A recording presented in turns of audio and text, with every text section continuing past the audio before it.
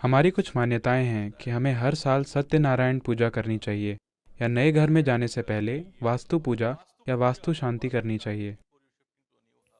ठीक है। कम से कम मराठी लोगों की इस तरह की परंपरा है, जैसे गृह शांति। ठीक है। अब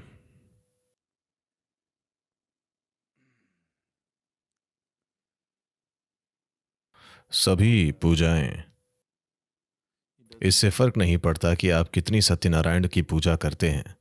जो असत्य आप रोजाना अपने जीवन में पैदा कर रहे हैं, कोई सत्यनारायण पूजा आपको बचा नहीं सकती।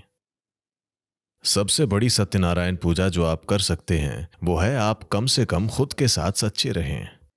आप दूसरों के साथ सच्चे नहीं बन पाते, मैं आपको उसकी अनुमति दे दूंगा, पर कम से कम आपको खुद के साथ 100% सच्चा होना चाहिए, हाँ या नहीं? ये एक अद्भुत सत्यनारायण पूजा होगी जो उसी समय परिणाम देगी। वैसे भी आपकी सत्यनारायण पूजा आप खुद नहीं करते, कोई और इसे आपके लिए करता है। शायद उसे फायदा होगा पर आपका पता नहीं। आप धुएं का सामना करते हैं और आपको खांसी हो जाती है, अगले दिन आपके नाक में नसें सूजकर लाल हो जाती हैं। आमतौर पर आपके घर में सत्यनारायण पूजा का धुआं भर जाता है। धुआं नहीं होता? महाराष्ट्र में वे धुएं का उपयोग नहीं करते हैं। अच्छा, आप धुएं का उपयोग नहीं करते हैं। ओ, दक्षिण में ढेर सारा धुआं होता है। हालांकि अब वे इसे कम से कम कर रहे हैं, लेकिन प्राचीन पूजा बेशुमार धुएं के साथ हुआ करती थी। अगर सत्यनारायण स्मार्ट हैं तो वे इसके नजदीक कभी नहीं आएंगे। आप सत्यवादी बनिए, यह सबसे बड़ा सत्यनारायण व्रत है जो आप ले सकते हैं। that you take on his form. यानी आप उनकी तरह बन जाइए, कम से कम खुद से। दुनिया के साथ नहीं तो कम से कम खुद के साथ सच्चे बनिए। दुनिया के साथ भी आप इसे अपना सकते हैं, यह बहुत ही शानदार होगा, पर अगर वो आपके लिए संभव नहीं है तो खुद के साथ बिल्कुल सच्चे बनिए। आप देखेंगे कि जीवन बहुत सुंदर हो जाएगा। अब ये वास्तु, मुझे पता नहीं है कि आप केवल उस पूजा की बात कर रहे हैं जो प्रवेश के दिन की जाती है या इमारत को बनाने के तरीके की। हाउस वार्मिंग एक चीज है। देखिए, एक बात यह है कि जब नई इमारतें बनाई जाती हैं, हमेशा नहीं, कभी कभी जब नई संरचनाओं का निर्माण किया जाता है तो कभी कभी कुछ कारणों से कुछ नकारात्मक हवाएं वहां फंस सकती हैं। तो इसके पीछे विचार यह है कि जप द्वारा एक नई सकारात्मक ऊर्जा का निर्माण हो और हवन का भी कुछ प्रभाव हो। अग्निहोत्र और अन्य चीजों से वातावरण कुछ हद तक साफ होता है। हाँ, सबसे बढ़कर आप एक नए स्थान पर जा रहे हैं और आप कोई ऐसे व्यक्ति नहीं हैं जो इन सब से परे हैं।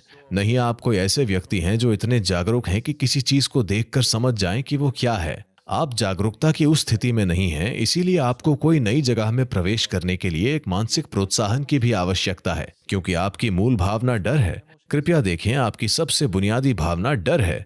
तो कोई भी छोटी सी बात आपके जीवन को परेशान कर सकती है। आप एक नए घर में आते हैं और पेंट की गंध या किसी और वजह से आप सो नहीं पा रहे हैं, और अब आप सोचने लगते हैं कि ये क्या है, मेरे पुराने घर में मैं ठीक से सो रहा था, नए घर में भूत हो सकता है। आप बर्बाद हो जाएंगे, हैं? आप खत्म हो जाएंगे। बहुत सारे लोग कभी भी उस एक विचार से खुद को निकाल नहीं पाते। वे बस और आगे बढ़ते रहते हैं, सोचते रहेंगे और खुद को खत्म कर देंगे। तो इस तरह ये थोड़ी सफाई करता है, और इसके पीछे कुछ विज्ञान भी है। ध्वनियों के कुछ उच्चारण और गंधों से वहां एक निश्चित वातावरण बनता है, और आप उस सफेद कद्दू को बांधते हैं क्योंकि वो बहुत ही प्राणिक है। उसमें प्राण गूंजते हैं तो धीरे धीरे सकारात्मक ऊर्जा फैलती है। पर अगर आप इसे अपने पेट में डालें तो यह और भी बेहतर होता है। आप जानते हैं, मंदिर निर्माण के इस विज्ञान को एक बड़ी ऊंचाई पर ले जाया गया है। देखिए, आपको यह समझना चाहिए कि भारतीय मंदिर कभी भी पूजा या प्रार्थना स्थल के रूप में नहीं बनाए गए थे। यदि आप मंदिर जाते हैं तो किसी ने आपको प्रार्थना करने या अपना जीवन ठीक करने के बारे में, भगवान से विनती करने की परंपरा के बारे में नहीं बताया। उन्होंने आपसे कहा, यदि आप किसी मंदिर में जाते हैं तो आपको वहां थोड़ी देर बैठना चाहिए, है ना? क्योंकि ये स्थान ऊर्जा के केंद्र हैं, वे प्रार्थना के स्थान नहीं हैं। किसी भारतीय मंदिर में कभी भी कोई प्रार्थना नहीं करवाता है ना। देखिए, मान लीजिए कोई दूसरा पूजा का स्थान हो तो वहां कोई प्रार्थना कराता है। भारतीय मंदिर कभी भी किसी भी समय कोई ऐसी जगह नहीं थे, क्योंकि इन्हें एक ऊर्जा केंद्र के रूप में बनाया गया था, न कि प्रार्थना के स्थान के रूप में। अपना दिन शुरू करने से पहले आप नहाते हैं, वहां जाते हैं, कुछ समय के लिए वहां बैठते हैं और फिर बाहरी दुनिया में जाते हैं। ये पब्लिक बैटरी चार्जिंग स्थान की तरह है। और ये भी कहा जाता है, अगर आप आध्यात्मिक मार्ग पर हैं तो आपको रोज मंदिर जाने की जरूरत नहीं है। क्या आपको ये पता है? हाँ, क्या आप इस बारे में जागरूक हैं? जो लोग आध्यात्मिक मार्ग पर हैं उन्हें हर दिन मंदिर जाने की जरूरत नहीं है। क्यों? क्योंकि उनके पास खुद को चार्ज करने के तरीके हैं। फिलहाल आप प्राणायाम या ध्यान कर रहे हैं, ये खुद को चार्ज करने के तरीके हैं। आपको सार्वजनिक चार्जिंग स्थान पर जाना आवश्यक नहीं है। आपके पास अपना निजी चार्जर न हो तो आप सार्वजनिक बूथ पर जाकर खुद को चार्ज कर सकते हैं। जब मंदिर का आकार, बाहरी परिक्रमा, गर्भगृह, आकृति और आकार, मूर्ति की आकृति और आकार, मुद्राएं जो मूर्ति धारण करती है, इनको प्राण प्रतिष्ठित करने के लिए जिन मंत्रों का उपयोग किया जाता है, यदि ये सभी चीजें ठीक से मेल खाती हैं, तब इनके चारों ओर ऊर्जा का एक बहुत मजबूत क्षेत्र होगा। आप बस वहां जाइए, वहां बैठिए, उन्हें आत्मस्नात कीजिए और आ जाइए। यह आपके लिए बकवास करने का समय नहीं है या किसी और के करने का। आपको बस वहां चुपचाप बैठना है और वहां जो भी है उसे आत्मस्नात करना है। हमने ज्यादातर मंदिरों को नष्ट कर दिया है क्योंकि हम नहीं जानते कि उन्हें कैसे बनाए रखा जाए। आवश्यक समर्पण और इसे बनाए रखने का आवश्यक विज्ञान खो गया है। कई सैकड़ों मंदिर खत्म हो गए हैं, केवल पत्थर बाकी रह गए हैं। ये पत्थर को दिव्यता में बदलने का विज्ञान था, पर अगर आप अनजान हैं तो आप दिव्यता को फिर से पत्थर में बदल देंगे। पत्थर को कैसे परमात्मा बनाया जाए, इसका पूरा विज्ञान है। इसे इस तरह से क्रियाशील करने के लिए कि ये आपसे बहुत अधिक और बड़ी संभावना बन सके, पर शायद आप बस इसे तबाह कर दें। आप में से कुछ को शायद आपको ध्यान लिंक ब्रोशर मिल गया, आपको शायद चित्र मिल गया हो। अगर आप देखना चाहें तो पुस्तक बाहर मिल जाएगी। आपको वहां जाकर बैठना होगा। इसे मंत्रों के माध्यम से नहीं बल्कि प्राण प्रतिष्ठा से ऊर्जावान बनाया गया है। इसमें जबरदस्त मेहनत लगी है। एक तरह से जो मैं अभी कर रहा हूं वो मेरा काम नहीं है। मैं सिर्फ लिंगम को प्रतिष्ठित करने आया था। कुछ और हो जाने के कारण मैं इसमें शामिल हो गया और मैं कुछ समय बिता रहा हूं, वरना मेरा बुनियादी काम सिर्फ ये करना था। मेरा कभी भी प्राण प्रतिष्ठा के बाद रहने का कोई इरादा नहीं था। हमेशा से योजना यही थी कि प्रतिष्ठा होते ही मैं चला जाऊंगा। कुछ कारणों से मैं रुका रहा और चीजें चल रही हैं। आप बस इस मंदिर में प्रवेश कीजिए। आपको शिव या किसी भी बकवास पर विश्वास नहीं करना है। आप बस यहाँ आकर बैठिए। ये एक बहुधार्मिक मंदिर है, इसीलिए सभी धर्मों के लोग यहाँ आते हैं। बस यहाँ बैठिए, यह आपकी रीढ़ की हड्डी को हिला देगा। ये स्पंदन इतना शक्तिशाली है क्योंकि इसे इस तरह से प्रतिष्ठित किया गया है।